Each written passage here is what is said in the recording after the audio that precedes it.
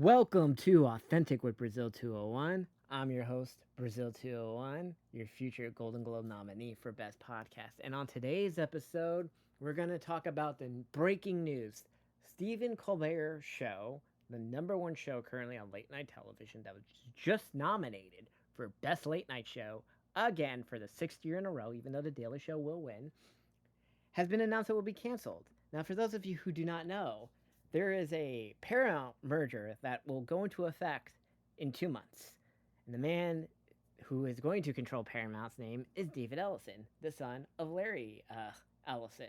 And Paramount also just did a $16 million settlement in regards to the 60 Minutes Kamala Harris interview. And a lot of people just wondered, outside the payment, what other things need to happen for the merger to go through. This Now, the Paramount PR thing says this has nothing to do with the merger, it's purely a financial decision, which I find insane because Colbert has been the number one rated show and it constantly gets nominated for Emmys. So this is a choice. Now, if they were like, we're going to cut back, we want to do Colbert once a week or something like that, which I'm sure would have been an offer on the table because I think The Daily Show is going to be going through something very similar. But look, David Ellison just made his first bold move as future of owner of Paramount, and it is a loud one. I can't believe he's canceling the Late Show with Stephen Colbert, and it's going to end May 20th, 2026. Will be its last episode. CBS is calling it a financial decision, but let's be honest, this is a war, and a war with the faces of Paramount. Now, look, I used to work at Paramount back when it was Viacom CBS. I got my start at MTV2, right? And I loved my time there. And this was like, behold, the whole Viacom CBS merger and all the other nonsense that was happening in like the mid 2015. It was like pre Trump 1.0. But watching what's happening now is insane. So let's run down the list. You're ending Colbert, who is the number one rated late night host since Trump 1.0. You are still in this crazy legal knife fight with both Trey Parker and Matt Stone over the $3 billion South Park deal. South Park, which is supposed to start their new season next Wednesday, which, from what we understand, is probably not happening because South Park is at a war with now David Ellison as well. You were clearly setting the table for changes at The Daily Show. Jon Stewart's contract allegedly ends Thanksgiving 2025. I do not see The Daily Show continuing in the current format come 2026 if David Ellison keeps Jon Stewart, because I don't know if Jon Stewart is going to stay with Colbert ending as well. And it's the inverse of what happened in 2014, where like Colbert left his old show to take over the CBS show, and Jon left so that Trevor can come in. And that was like a transition period. This is just like, we're cleaning house. Now, I think if they do keep Stewart, I think the show becomes a once a week show similar to John Oliver and Bill Maher. And because I don't think anyone's watching the rotating guests Tuesday through Thursday. Like, even if you look at the YouTube clicks, no one's really watching the JV squad. It's similar to like First Take. When there is a non-Stephen A day on First Take, nobody's watching the B team. Okay, they're garbage. No offense. But so what are we left? Which is heading come the 2028 election? Because I always assumed Colbert, Stewart, and Seth Meyers would be here come 2028, right? Because the 2028 election really begins summer 2027. We're going to have the primary debates for both the Republican and the Democrats. Like, it's not Jimmy Fallon, right? This is not where the candidates are going to get their message out. And I understand podcast, blah, blah, blah. Seth Meyers, I don't think so. He's probably next in line to run SNL.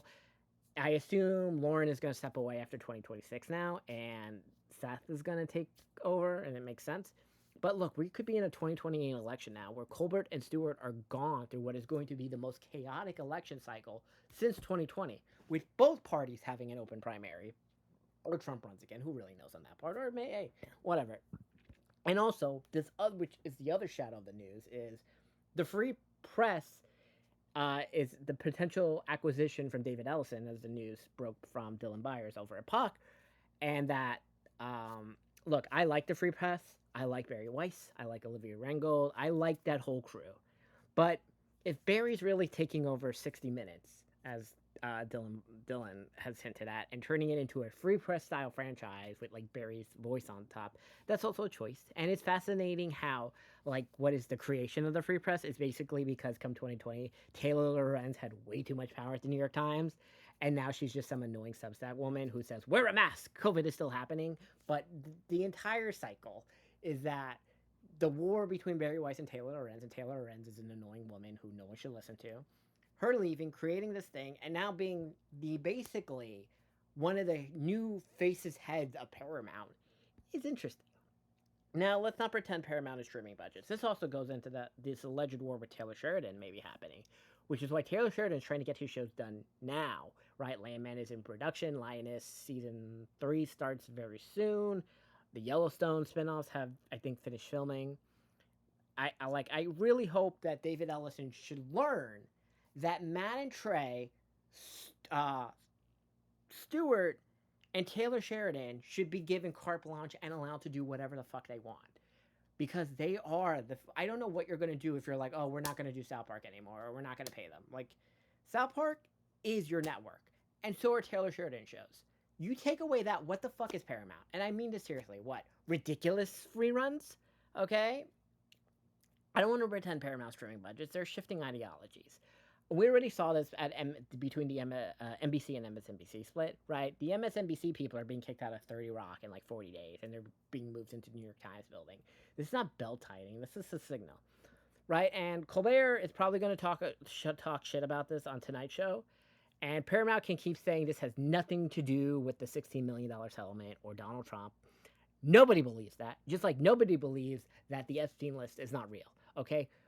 This is the last chapter of the median era. I assumed it would become 2028. None of these shows would exist. But the fact is that come next year, none of these shows could exist is actually insane. I like Colbert. I mean, I miss the old show more. I really hope. I don't know what you do this final year. It's going to be interesting because, like, yeah, like, it's weird that, like, Colbert won't be here for the 28 election. Like, it's really weird. I mean, yeah, he could do a podcast and do a show like that. I mean, that is probably the future. If I were to guess, assuming Jon Stewart is gone, we're probably going to get some weird combo show of Jon Stewart and Colbert doing.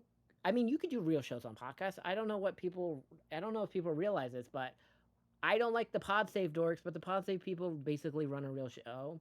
Trevor Noah's weird show is also okay. Rogan, Theo Vaughn, Schultz, these were like Lex Freeman. These are all real functional shows. They're just not on a network anymore. Who cares? People will follow Colbert and Stewart. Just look, I love Caitlin Collins, and not just because she's a hot white girl, but like when Caitlin Collins finally realizes I can make way more money once like this Trump era is over, leaving CNN, unless like CNN gives her the bag because she is the only face of CNN people value, right? Like, Caitlyn can make all the fucking money outside CNN. In the same way, by the way, if Rachel Maddow leaves MSNBC, she can make all the money. Because I don't know if you guys realize this, Tucker and Megyn Kelly make way more money now than they did at their Fox News era. Okay? And they were making shitload of money back in Fox News. So this is the game.